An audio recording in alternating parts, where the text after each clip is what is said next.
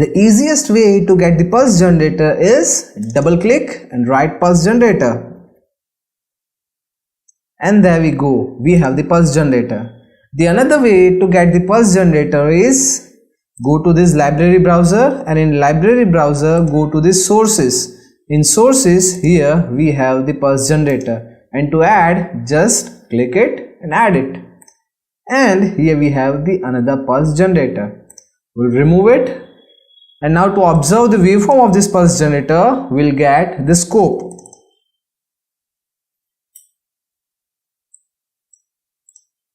So there we go, here we have the pulse generator, the scope, and now we'll run it. Here we have the block parameter of pulse generator, and on right hand side we have the display, the output of that pulse generator in scope. The first thing indicates the amplitude, which is 1. So here you can see this is the amplitude of that signal, 1. The next thing is period, which is 5 seconds. Period indicates the time requires to complete one cycle. Indirectly, this time represents the frequency because f is equal to 1 upon t. So through this period you can set the frequency. Right now the period is of 5 seconds. So after every 5 seconds the pulse will repeat. The next is pulse width, which is represented in percentage of period. The period is of 5 seconds of pulse. The 5% of time the pulse will be high, and for the rest of the time the pulse will be low. This is the meaning of pulse width.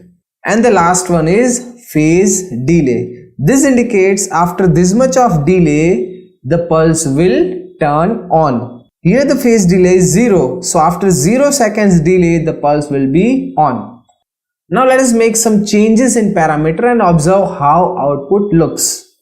We'll make amplitude as 0.5, period of 1 second, and we'll make pulse width 25%. Phase delay will right now keep it as 0. Run. And here you can see the amplitude has changed to 0.5. The period is 1, so after every 1 second the cycle will repeat itself.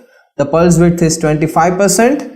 So for 0.25 seconds the signal will be on, and the phase delay is 0. Let's make it 75. Okay. And you can see here for 0.75 seconds the pulse is high, and for the other time it is low. Now we'll make some changes in phase delay. We'll make it as 0.5 second, and let's make it 20%. Okay, and run. And here you can see the pulse will start after 0.5 seconds. So this is the meaning of phase delay. This is the 20% pulse width, and this is the 0.5 amplitude. Here in this period, instead of seconds, if you want to mention quantity in frequency, then you can write it like this. For example, I want to go for 50 Hz frequency, then 1 by 50. That gives me the frequency in 50 Hz. And here in this phase delay, instead of the time delay, if I want to give delay in angle, then I can write it like this. For example, I want to give delay of 120 degree, right? And my frequency is 50 Hz. So 120 degree, 50 Hz is 0.02 second divided by 360 degree, right? Make it okay and run. So this is our signal. Let's zoom it.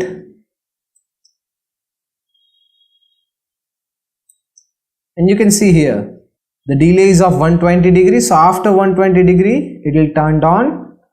The amplitude is 0.5 and the frequency is 50 Hz. That means one cycle will be completed in 0.02 second. And here you can see. So this is how you can use the pulse generator.